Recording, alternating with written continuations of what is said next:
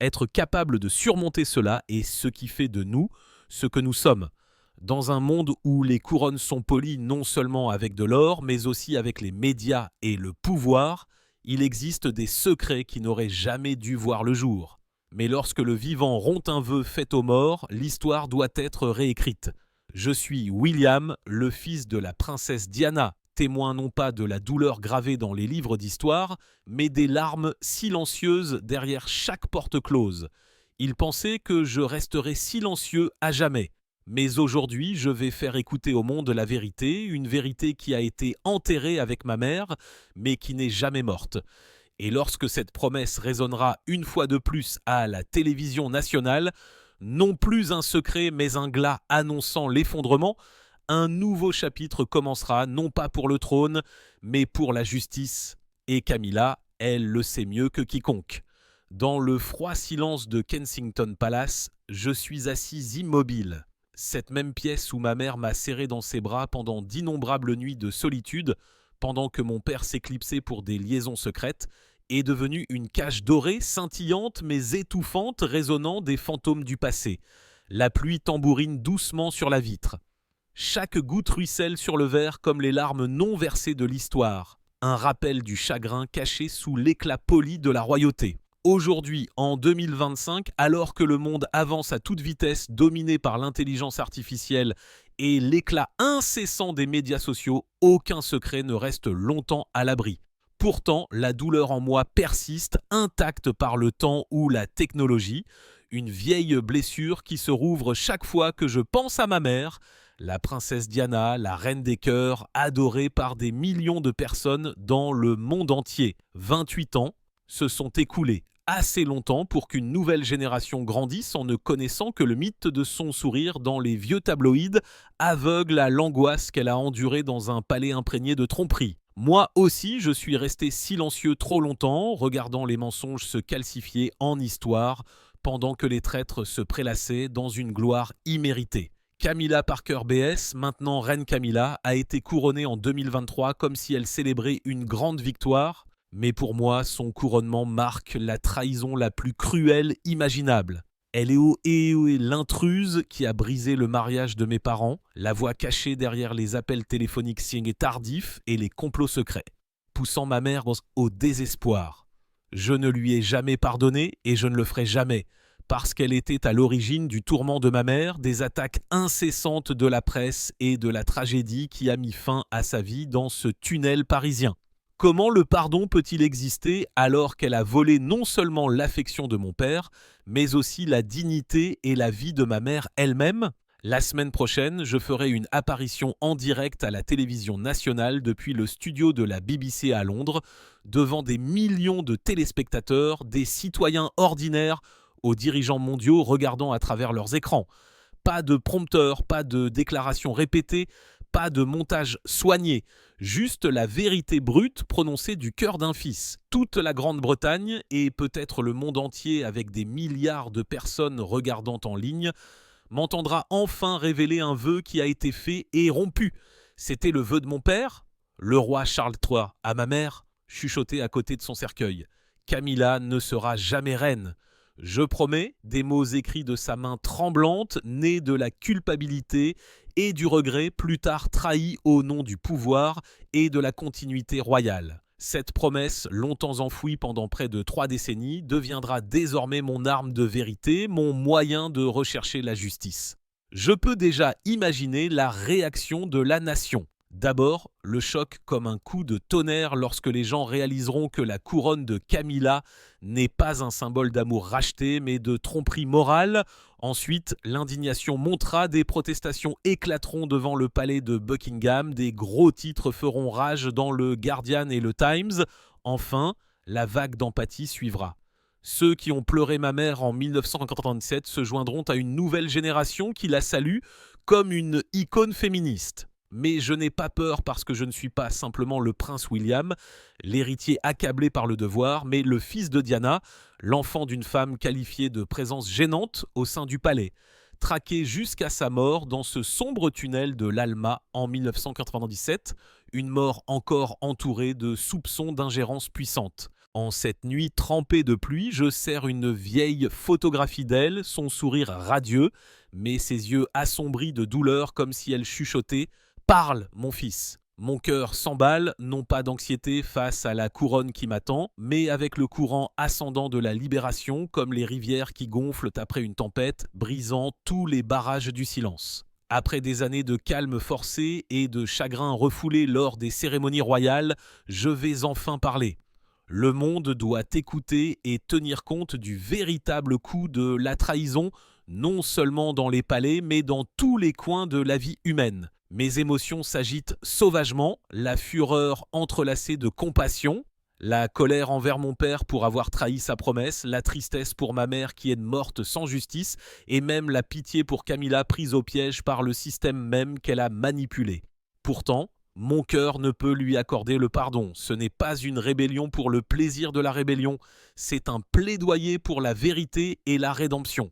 Pour une nation qui voyait autrefois ma mère comme l'incarnation de la gentillesse et pour les générations à venir qui méritent de vivre libérées de la tromperie. Quand je parlerai, une tempête se lèvera, une tempête assez puissante pour remodeler la monarchie elle-même, pour envoyer Camilla se démener derrière ses machinations et pour restaurer l'honneur de ma mère. Et moi, William, j'affronterai cette tempête de front, même si elle me mène directement en enfer. La nuit du 5 septembre 1997 reste gravée dans mon esprit comme un cauchemar récurrent, un cauchemar qui refuse de s'estomper même après 28 ans de bouleversements incessants de la vie. Je n'avais que 15 ans alors, un garçon confus, perdu dans les couloirs froids et résonnants du château de Windsor, où une étiquette royale rigide régnait sur chaque souffle et où le silence pesait plus lourd que le chagrin, comme si les émotions elles-mêmes étaient interdites. L'accident de voiture de Paris avait eu lieu quelques jours plus tôt, le 31 août, lorsque ma mère, la princesse Diana, avait disparu à jamais à l'intérieur du tunnel de l'Alma aux côtés de Dodi Fed et d'Henri Paul, le chauffeur. Le monde se noyait dans le chagrin, des océans de fleurs recouvrant les portes du palais de Kensington, des files interminables de personnes en deuil s'étendant sur des kilomètres, mais mon angoisse était bien plus intime. Une blessure vive creusée au plus profond de mon jeune cœur, me tenant éveillé la nuit avec une question lancinante. Pourquoi elle ? Pourquoi ma mère ? J'ai eu droit à une dernière visite dans sa chambre, non pas pour la tenir, non pas pour lui murmurer un adieu, mais seulement pour regarder le cercueil scellé où elle reposait après cette indicible tragédie, encore obscurcie par des théories du complot. La pièce était sombre et glaciale, dépouillée des fleurs colorées qui orneraient plus tard ses funérailles à l'abbaye de Westminster, et aucune garde d'honneur ne brillait sous les projecteurs.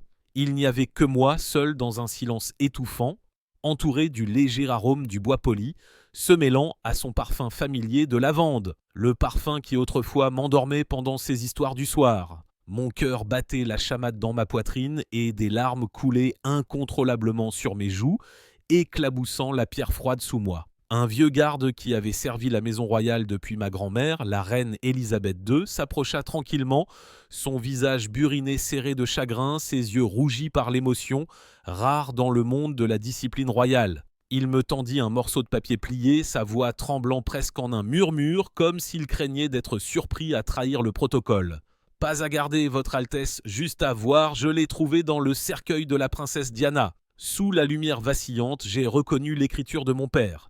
Des traits irréguliers trempés de chagrin, écrits comme à travers des larmes. « Je ne te mérite pas, mais je t'aime toujours. Camilla ne sera jamais reine. Je le promets. » Ces mots se sont gravés dans ma mémoire comme une marque sur la chair, une cicatrice invisible gravée sur mon âme. Je n'ai pas été autorisé à garder la lettre.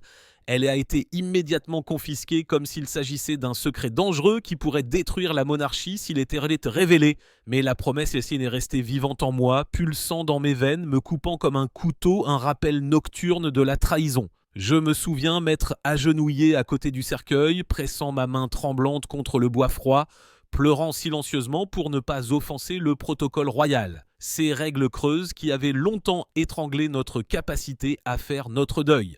Ma mère, autrefois ma protectrice et mon réconfort nocturne, reposait maintenant dans un silence éternel, impuissante à me protéger de la cruauté du monde. Mon père, se noyant dans une culpabilité tardive après un mariage détruit par le scandale, avait écrit ces mots comme un acte désespéré de repentance, une tentative d'apaiser sa conscience avant qu'elle ne disparaisse à jamais. Pourtant, ce vœu, comme un fantôme agité, me hante depuis près de 3 décennies. Un rappel qu'entre les murs royaux, la justice n'existe que si quelqu'un ose se battre pour elle, au risque de s'attirer la colère du pouvoir. Puis vint le 6 mai 2023, le jour où mon père fut couronné roi Charles III, un jour qui se dresse parmi les plus sombres de ma vie, gravé dans ma mémoire comme une blessure ouverte. Ce matin-là, Londres s'est réveillée sous des nuages gris, des bannières festives flottant alors que les foules remplissaient les rues devant l'abbaye de Westminster, tandis que les caméras de télévision capturaient chaque instant pour le monde. Mais à l'intérieur du salon confortable du palais de Kensington, où j'étais assis à côté de Kate et de nos enfants, la célébration ressemblait à une parodie cruelle. Kate posa sa main sur mon épaule. Nos enfants, George, alors âgé de 9 ans, Charlotte, 8 ans, et Louis, 5 ans, étaient assis tranquillement, sentant l'air pesant entre nous. Le monde se réjouissait, proclamant l'aube d'une nouvelle ère royale. Pourtant, en moi, il n'y avait que le vide, une douleur creuse, comme si la vie elle-même s'évanouissait goutte à goutte. Et lorsque Camilla, la femme qui avait autrefois été la maîtresse secrète de mon père pendant le tourment de son mariage avec ma mère, s'avança vers la plateforme et accepta la couronne de reine, je ressentis une vague de trahison si profonde qu'elle transperça mon âme. Cette couronne n'était pas un simple ornement, c'était un symbole de l'autorité que ma mère n'avait jamais possédée, bien qu'elle l'ait mérité plus que quiconque par sa grâce, sa compassion et son influence mondiale. La fureur n'a pas éclaté instantanément. Elle a grandi régulièrement comme une tempête qui rassemble des forces au-dessus de la mer du Nord, grondant de l'intérieur jusqu'à me consumer entièrement. Mon cœur a bégayé en signe de protestation et j'ai dû respirer profondément pour empêcher les larmes de couler devant mes enfants. Le sourire royal et étudié de Camilla remplissait l'écran, un sourire masquant des décennies de manipulation. Sur sa tête reposait ce que ma mère n'avait jamais porté, non pas par manque de valeur, mais parce qu'elle avait été chassée, acculée par la tromperie, des appels téléphoniques chuchotés en secret et des récits de tabloïds déformés par mon père et la conception astucieuse de ses rivaux. J'ai serré la main de Kate, mon ancre inébranlable à travers des années de tumulte, et elle a serré en retour, ses yeux scintillants d'une empathie silencieuse, comprenant l'agonie qui me déchirait comme une vieille blessure rouverte une fois de plus. Mes enfants ont levé les yeux vers moi, perplexes, ne comprenant pas pourquoi j'étais assis figé, refusant d'applaudir comme la foule joyeuse à l'extérieur. Puis Georges a chuchoté doucement « Papa, pourquoi Camilla porte-t-elle une couronne comme celle de grand-maman ?» La question a frappé comme une lame. J'ai avalé la boule dans ma gorge et j'ai répondu doucement « Parce que parfois l'histoire n'est pas juste, mon fils. » À ce moment-là, la vérité m'a frappé plus fort que jamais. Mon père avait rompu son vœu, la promesse faite à côté du cercueil de ma mère. La trahison a coupé plus profondément que n'importe quelle blessure. Et avec elle est venue une nouvelle clarté, une détermination brûlante que le moment était venu pour moi d'agir. Quelques jours après le couronnement, avec le vœu brisé de mon père me rongeant toujours comme une plaie vive, j'ai décidé que je ne pouvais plus éviter d'affronter Camilla à Clarence House. J'avais besoin de l'affronter, d'exiger des réponses à propos de cet engagement, à propos de la façon dont elle avait persuadé mon père de le rompre, et à propos du rôle qu'elle avait joué en infligeant de la douleur à ma mère pendant ce mariage brisé. C'était la première fois que je m'adressais à elle depuis le couronnement. Et j'ai pris soin de la faire attendre à la réception pendant 40 minutes complètes. Un rappel intentionnel qu'elle n'était pas le centre de notre monde, que son emploi du temps pouvait être manipulé de la même manière qu'elle avait autrefois manipulé les autres grâce à des aides et à une presse complaisante pour enterrer les scandales autour de ma mère. Quand je suis finalement entré, elle était assise sur le somptueux canapé en cuir, extérieurement calme, mais serrant si fort son sac à main que ses articulations blanchissaient. « Tu te détruis, William, dit-elle dès que je me suis assis. » Son ton sirupeux mais teinté de menace, comme un serpent enroulé prêt à frapper, tentant de diriger le moment avec des mots comme elle avait dirigé mon père. Les vieux secrets n'apportent que de la douleur, surtout à ton père. Veux-tu que la monarchie s'effondre à cause d'une promesse du passé ? J'ai croisé son regard sans broncher, un torrent de sentiments montants, la colère mêlée de pitié pour une femme qui avait fait sa vie à manipuler les autres, montrant maintenant soudainement des fissures de peur. Non, ai-je répondu, la voix stable bien que tremblante à l'intérieur, je défends une mère que tu as poussée au désespoir. Tu connais cette lettre, n'est-ce pas? La promesse que mon père a faite à son cercueil à Windsor en 1997 que tu ne serais jamais reine, comment l'as-tu persuadée de la rompre? Comment tes appels secrets et tes conspirations chuchotées ont-ils contribué à sa souffrance? Elle a serré les lèvres et a soulevé une tasse de thé comme pour se composer. Mais une minuscule contraction au coin de sa bouche et la façon dont ses yeux se sont détournés trahissait son malaise. Cette lettre ne signifie plus rien maintenant, a-t-elle rétorqué, la voix plus aiguë et défensive, essayant de détourner. C'étaient les mots d'un homme en deuil, rien de plus. Qu'est-ce que tu vas en faire? Détruire tout ce que nous avons construit, y compris ton propre avenir. J'ai avancé avec un léger sourire amer, ma voix calme et résolue, comme un cri de guerre. Je ne parle pas en tant que loi, je parle pour la vérité que toi et mon père avez longtemps essayé d'enterrer. Je vais rendre cette promesse publique en direct à la télévision nationale à l'anniversaire de la mort de ma mère pour que le monde sache que Camilla n'a pas mérité cette couronne, mais a pris l'héritage d'une femme décédée par la tromperie. Elle s'est alors tue, les yeux durs et hostiles, mais j'ai vu le tremblement au bout de ses doigts et la tension dans sa prise sur la tasse de thé comme si elle pouvait se briser. C'était un coup qu'elle n'avait pas prévu. Elle s'était toujours considérée comme le joueur en contrôle, soutenu par des conseillers et une presse sympathique. Maintenant, elle se retrouvait sur la défensive parce que je détenais la pièce critique. La réunion s'est terminée tendue. Elle s'est levée brusquement, la voix tranchante. « Tu vas le regretter, William, ce n'est pas un jeu. » Je n'ai rien dit, je l'ai simplement regardé partir. Mais cette rencontre a marqué le début de ma contre-attaque. Non pas seulement en mots, mais en actes, mettant en mouvement les climax à venir dans mon combat pour la justice. En quittant Clarence House, le vent londonien a transpercé mon manteau, mais à l'intérieur, j'ai ressenti une force renouvelée comme si j'étais sorti de la tombe de ma mère et que je répétais son accusation. « Fils, ne les laisse pas oublier !» 3 jours après cette confrontation fatidique à Clarence House, sa tension planant toujours sur Londres comme un lourd nuage orageux. Une petite clé USB est arrivée au palais de Kensington par la poste. L'enveloppe ne portait aucun nom, seulement une adresse légèrement griffonnée, une marque inquiétante d'anonymat déguisée en blanc uni pour échapper à l'attention de mon personnel ou de la presse toujours vigilante. Mon fidèle assistant, un homme grand et sévère connu pour sa discrétion, me l'a remise après une inspection minutieuse. « Votre Altesse, ce paquet provient d'une source non identifiée. Je vous conseille la prudence », dit-il doucement, ses yeux reflétant une sincère inquiétude. J'ai hoché la tête, bien qu'un frisson me parcourait l'échine. Quelque chose en moi sentait le danger, un mouvement dans une guerre de l'ombre non menée avec des armes, mais avec des secrets capables de briser des empires. Et j'ai su instantanément qui l'avait orchestré. Camilla, personne d'autre n'oserait. À l'intérieur de mon bureau privé, il y a un sanctuaire insonorisé gardait des oreilles indiscrètes et des regards curieux. J'ai verrouillé les portes, tiré les rideaux et inséré la clé USB dans mon ordinateur personnel. Mes doigts tremblaient légèrement lorsque l'appareil s'est connecté, la crainte me picotant les veines. L'écran s'est animé, révélant une vieille vidéo granuleuse, vieillie, sa distorsion provenant indubitablement du début des années 90. Pourtant, au moment où j'ai reconnu la silhouette à l'écran, mon souffle s'est arrêté. C'était ma mère, la princesse Diana, capturée lors d'une séance de thérapie privée en 1993 après son divorce, pendant ces années angoissantes où elle a combattu le chagrin d'amour, la cruauté des médias et l'impitoyable indifférence du palais. Elle pleurait doucement, douloureusement, sa voix tremblante alors qu'elle confessait qu'elle voulait parfois disparaître de ce monde, de ce palais, de tous ces yeux qui jugeaient.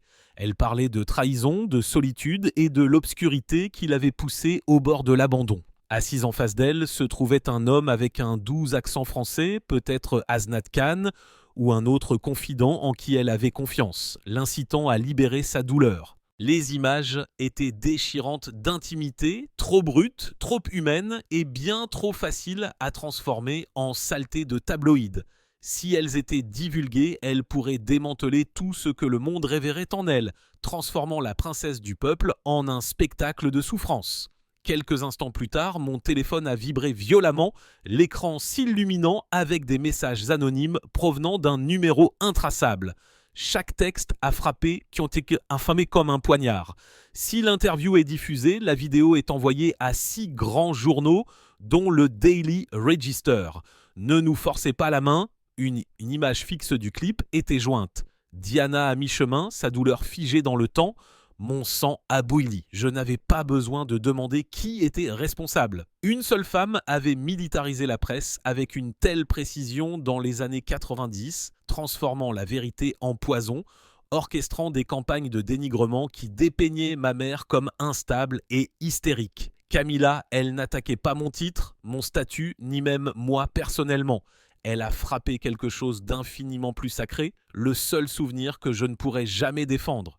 La sainteté de ma mère, c'était un geste de lâche destiné à me coincer avec la culpabilité, à me faire reculer de peur que l'héritage de Diana ne soit terni. Si ces images atteignaient le public, elle ne serait plus l'icône incassable de la compassion, mais une victime fragile, une transformation qui dévasterait tout ce pourquoi je me suis battu. Une vague d'émotions m'a submergé. La rage, le chagrin, l'impuissance, tout se fracassant comme des vagues dans une tempête. Mes mains tremblaient si violemment que j'ai failli laisser tomber le téléphone. Ma vision s'est brouillée, des larmes me brûlaient les yeux. J'ai revu ma mère, vulnérable, sanglotant, et j'ai senti ma poitrine s'affaisser sous le poids du chagrin. L'arme finale de Camilla était ceci: me faire taire par la honte. Elle voulait que j'annule l'interview, que je me rende pour préserver un souvenir immaculé, mais elle a mal calculé. Cette vidéo ne m'a pas brisé, elle m'a enflammé. Sa tentative d'utiliser la douleur de ma mère comme une arme n'a fait que renforcer ma détermination. C'était du carburant versé sur le feu, transformant l'angoisse en défi.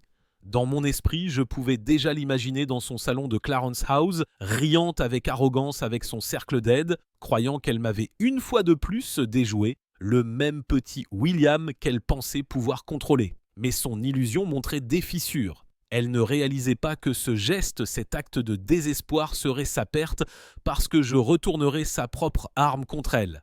J'utiliserai cet acte lâche comme preuve de manipulation, de chantage et de la pourriture au sein de la couronne. Je montrerai au monde la vérité qu'elle craignait le plus, et quand je le ferai, la tempête publique qu'elle commandait autrefois se lèverait contre elle, balayant l'illusion de son pouvoir, entraînant Camilla dans l'abîme de la fureur publique et de la disgrâce, d'où elle ne reviendrait jamais.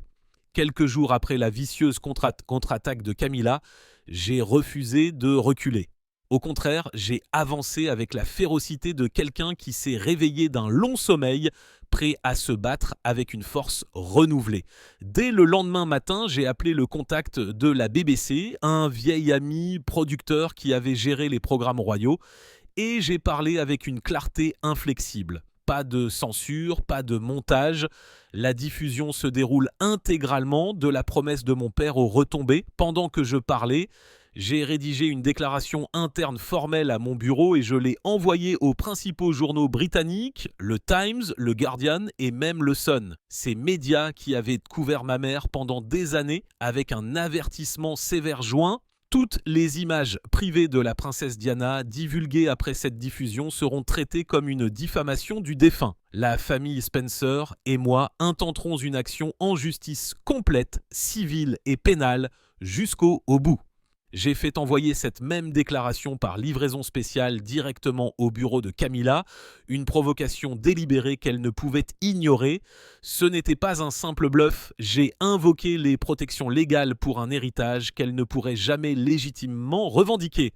Un rappel qu'elle avait autrefois été la troisième personne cachée dans l'ombre de notre histoire.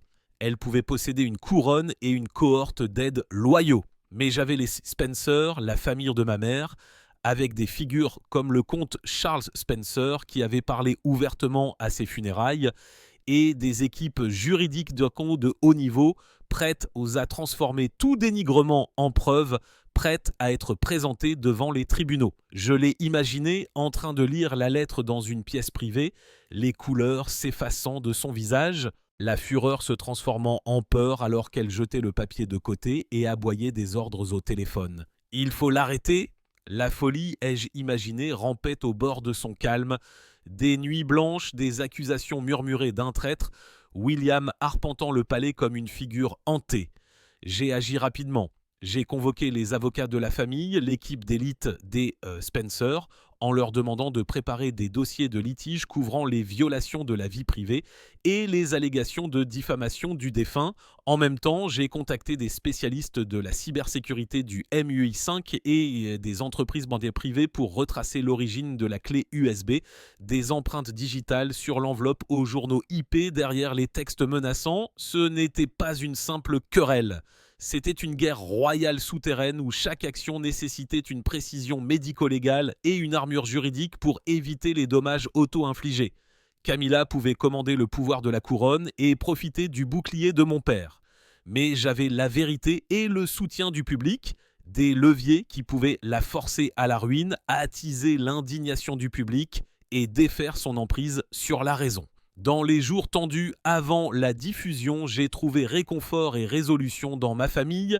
J'ai rencontré Kate et les enfants dans les jardins du palais de Kensington, où les roses fleurissaient encore comme des souvenirs de ma mère et de l'après-midi qu'elle avait passé avec nous. Kate m'a serré dans ses bras et a chuchoté « Tu fais ce qu'il faut, Will, elle serait fière ». George, alors âgé de 12 ans, a demandé avec la curiosité brusque d'un enfant. Papa, pourquoi les gens détestent-ils tellement Camilla? C'est la reine. Je me suis agenouillé à sa hauteur, je l'ai attirée contre moi et j'ai répondu doucement mais fermement, l'émotion dans ma voix. Parce qu'elle a pris ce qui appartenait à ta grand-mère, la promesse, l'honneur, je dois rétablir la vérité pour que tu grandisses en sachant que la vérité compte. La famille m'a stabilisé. Leur amour a attisé ma détermination. Cette campagne n'était pas seulement pour la mémoire de ma mère, mais pour la prochaine génération afin qu'elle n'hérite pas d'une monarchie entourée de mensonges. La flamme avait été allumée. Elle consumerait les mensonges et exposerait les machinations. La diffusion serait l'explosion, le moment qui enlèverait le masque, et Camilla récolterait enfin les conséquences du jeu qu'elle avait commencé. Quelques jours après que j'ai envoyé cet avertissement aux journaux et que je l'ai fait livrer en main propre au bureau de Camilla, des mesures qui ont tendu l'atmosphère du palais et mis en marche les roues à rumeurs, mon père, le roi Charles III, est arrivé au palais de Kensington sans prévenir, une rare rupture avec son strict respect du protocole. C'était un après-midi sombre en 2025, Londres enveloppé d'une pluie fine et constante, et j'étais dans le salon avec Kate, parlant doucement de la façon de protéger les enfants de la tempête médiatique que nous attendions. Le bruit de la voiture royale à la porte a fait accourir les assistants, et quelques instants plus tard, mon père est entré, le visage tiré, épuisé, des cernes sous les yeux et des rides creusées plus profondément dans ses traits, comme un homme poursuivi par le passé et hanté par les souvenirs de Diana et de ce vieux serment. Il est entré dans la pièce, son long manteau dégoulinant sur le marbre, et a demandé à me parler seul, son ton urgent, tout en essayant de garder la dignité de la couronne. « William, nous devons parler, seul !» Kate m'a regardé avec inquiétude, a serré ma main, puis est partie et a fermé la porte doucement, ne laissant que la pluie tambouriner aux fenêtres pour combler le silence. Mon père s'est assis en face, les poings serrés, et sans préambule, a commencé. « William, tu dois arrêter ça tout de suite. Ne rends pas la lettre publique. Cela va ruiner la monarchie, défaire ce que des générations ont construit. Camilla, elle n'a pas besoin d'être traînée à travers ça. Elle a assez souffert. » Je l'ai regardé alors qu'une vague d'émotions montait. La colère entrelacée de pitié pour l'homme qui avait autrefois été l'encre de notre famille, qui m'avait enseigné le devoir et la loyauté, mais qui était maintenant piégé entre un amour tardif pour Camilla et le devoir envers la mémoire de ma mère. Il semblait plus âgé, ses cheveux plus blancs, ses yeux fatigués, et cela n'a fait qu'attiser ma fureur. « Tu as fait une promesse à maman, tu te souviens ?» ai-je dit, la voix tremblant mais ferme. À son cercueil à Windsor, tu as écrit que Camilla ne serait jamais reine. Et maintenant, tu l'as laissé porter la couronne, devenir le symbole de la monarchie. C'est une trahison, père. Une trahison envers maman, envers moi et envers une nation qui l'aimait. Mes mots ont monté jusqu'à un cri, mes mains blanches serrant la chaise. Mon père a expiré lourdement, s'effondrant en arrière comme sous le poids de la douleur. Main sur sa tête, voix s'affaiblissant en quelque chose comme une supplication. « Le monde avance, mon fils. J'ai essayé de réparer ce qui était cassé, la douleur de ta mère et tout ça, mais cette promesse appartient à un passé trempé de regrets. Ne fais pas ça pour le bien de Georges, pour celui de Charlotte, pour Louis, pour ton avenir en tant que roi. Si tu rends ça public, ça ne blessera pas seulement Camilla, ça pourrait faire tomber toute la monarchie. Veux-tu que tes enfants grandissent dans le chaos ? Il m'a regardé avec des yeux larmoyants, plaidant pour que je me laisse influencer, la même pression qui m'avait gardé silencieux pendant des années. Puis, comme une explosion après une longue ébullition, je me suis levé, ma voix tonnant à travers la pièce et surprenant Kate derrière la porte. « L'avenir ? Tu parles de l'avenir alors que tu as enterré le passé de maman. Elle est morte à cause des machinations, à cause de ta trahison et de celle de Camilla, ses appels secrets, ses conspirations murmurées, et maintenant en divulguant des images privées pour me faire chanter, je ne m'arrêterai pas. Je dirai au monde la vérité. La couronne de Camilla repose sur le sang et les larmes de notre mère. » Mon père a rougi de honte et de rage, s'est levé brusquement et a claqué sa main sur la table comme pour ponctuer son ordre. « Tu es le prince de Galles, pas un révolutionnaire. Si tu persistes, tu vas tout perdre. Le trône, ta famille, même l'héritage de Diana. Je t'ordonne d'arrêter. » Sa voix portait l'exigence d'un roi, mais aussi le désespoir d'un homme acculé. Ces mots ne signifiaient rien pour moi. Je me suis détourné, les larmes traçant des sillons sur mon visage, mon ton maintenant calme et glacial. J'ai déjà perdu maman. Père, tu as choisi de rompre ta promesse en choisissant Camilla. Je ne serai pas arrêté, quoi que tu ordonnes.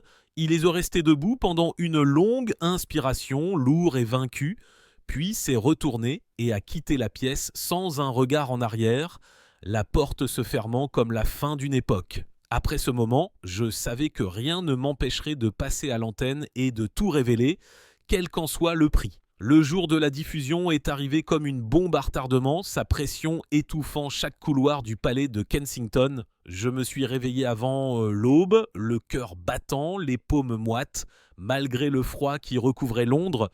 Quelque part à travers la ville, Buckingham Palace devait être dans le chaos aussi. Le personnel se démène, les téléphones se sonnent, les équipes de crise improvisent pour une catastrophe médiatique que personne n'avait prévue. C'était la matinée réservée à l'honneur de l'héritage de ma mère, sa compassion, son impact mondial, et je savais qu'au moment où je sortirais, rien ne serait plus jamais pareil. Je suis parti discrètement dans une voiture banalisée, me faufilant devant les journalistes campés devant les portes, leurs caméras prêtes comme des armes chargées. Le trajet à travers les rues humides de Londres m'a semblé interminable, mon esprit bouillonnant. Quand je suis arrivé au studio de la BBC, les panneaux LED brillants et les caméras polies ont fait ressembler l'endroit à un colisée romain. Et moi, son gladiateur solitaire, sur le point de décider du sort de la monarchie avec des mots au lieu d'acier. Alors que je m'asseyais sous l'éclat des lumières, j'ai forcé mon visage à se composer, masquant la tempête à l'intérieur, la rage, le chagrin et un soupçon de peur. Ma main reposait sur un cahier en cuir usé, le même où j'avais réécrit la promesse de mon père de mémoire. Chaque lettre tracée d'une main tremblante pendant d'innombrables nuits blanches. Les caméras ont commencé à tourner, les lumières étaient aveuglantes, faisant plisser mes yeux, mon pouls battant si fort que c'était presque audible. L'animateur, un journaliste chevronné avec un ton gentil et posé, s'est adressé au monde. Aujourd'hui, le prince William partage une histoire jamais racontée auparavant. J'ai inspiré profondément, me stabilisant, et j'ai rencontré l'objectif de la caméra comme si je fixais directement des millions de paires d'yeux. Ma voix est sortie inégale mais féroce de conviction, un vœu plutôt qu'une déclaration. Aujourd'hui, alors que nous honorons l'héritage de ma mère, la princesse Diana, la femme dont la compassion a touché des millions de personnes, qui a embrassé les enfants et les patients atteints du sida sans hésitation, je dois briser le silence. Un secret enfoui depuis 28 ans doit être révélé. Mon père, le roi Charles, a fait une promesse à côté du cercueil de ma mère à Windsor. Camilla ne sera jamais reine. Ce sont ces mots écrits dans le chagrin ancré par des mains tremblantes. Une excuse trop tardive pour la douleur qu'elle a endurée? Je ne tenais pas la lettre originale, seulement le souvenir gravé dans mon esprit et le cahier devant moi comme témoin. Pourtant, la vérité s'est déversée, brute et imparable. Les larmes ont brouillé ma vision alors même que j'essayais de rester calme. Je ne suis pas ici pour renverser le trône ou chercher vengeance. Je souhaite seulement restaurer l'honneur de ma mère, la femme qui est morte avec un cœur brisé, ne recevant jamais d'excuses royales, qualifiée de princesse rebelle simplement pour avoir osé aimer et vivre honnêtement. Je suis William, le fils de Diana, le fils dont le monde se souvient à travers sa gentillesse, ses causes, sa compassion immortelle. Je parle maintenant parce qu'elle mérite que la vérité soit entendue une fois pour toutes. La réaction du monde a été instantanée, sismique, les médias sociaux ont explosé en quelques minutes. Aide justice pour Diana a dominé les tendances couche-tendance mondiales. Des millions de personnes ont partagé ces photos sur Twitter, TikTok et Instagram avec des légendes telles que « Enfin, la vérité est révélée ». Les principaux médias, le Times, le Guardian, ont publié des éditions d'urgence avec des titres sensationnels. Le prince William révèle la promesse rompue du roi. Le sentiment public s'est fracturé, mais la majorité m'a soutenu.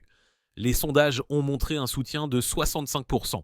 Devant le palais de Buckingham, des foules ont commencé à se rassembler, tenant des bougies et des pancartes, exigeant justice pour Diana. À Clarence House, Camilla aurait regardé depuis son salon privé, la diffusion jouant sur un écran géant. Des sources chuchoteraient plus tard de son effondrement, des objets jetés, un verre de cristal projeté contre le mur, son reflet dans le miroir déformé, alors qu'elle criait « Il ose détruire tout ce que j'ai construit ». On a dit qu'elle avait appelé mon père en larmes, stridente et paniquée. « Charles, ton fils nous ruine, arrête-le !» Mais la vérité, une fois prononcée, ne peut être effacée. Elle s'est répandue comme une traînée de poudre, irrévocable, résonnant à travers le monde. La monarchie a tremblé, le nombre de touristes a diminué. Pourtant, les œuvres caritatives de Diana ont prospéré, inondées de dons, alors que la nation se ralliait à son nom. La diffusion était devenue plus qu'une confession. C'était un éveil, un règlement de compte, une voix du passé perçant des décennies de silence, restaurant ce que la manipulation avait volé. En sortant du studio, la tempête en moi s'est apaisée.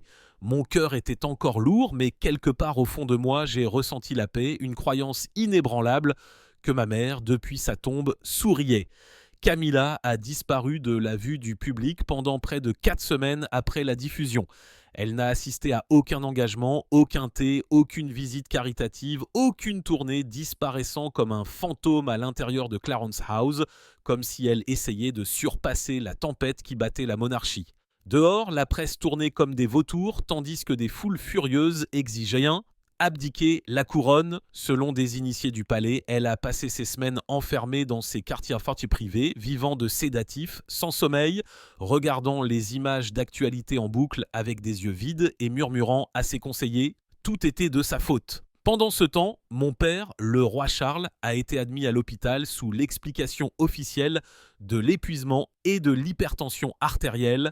Tout le monde connaissait la vérité. C'était la conséquence de la diffusion, le choc d'un passé qu'il avait enterré refaisant surface devant le monde. Je ne lui ai pas rendu visite, non pas par cruauté ou ressentiment, mais parce que mon cœur n'était pas encore guéri. La blessure était trop fraîche, j'avais besoin de temps avant de pouvoir affronter l'homme qui avait rompu la promesse qui définissait la paix finale de ma mère. De l'autre côté de l'océan, mon frère Harry a appelé depuis sa villa à Montecito, sa voix pleine d'émotion, comme si nous étions à nouveau les 2 garçons laissés orphelins de leur mère. Tu as transformé un murmure de son cercueil en un coup de tonnerre à travers le monde, Will. Je suis fier de toi. Maman serait fière. J'ai dégluti difficilement, les larmes montant, et j'ai répondu doucement. Parce qu'elle mérite le dernier mot. Frère, elle est restée silencieuse assez longtemps, et maintenant, nous sommes sa voix. Cet appel téléphonique est devenu un pont fragile entre nous, réparant quelque chose de fracturé par des années de distance et de différence. À ce moment-là, nous étions simplement à nouveau les fils de Diana.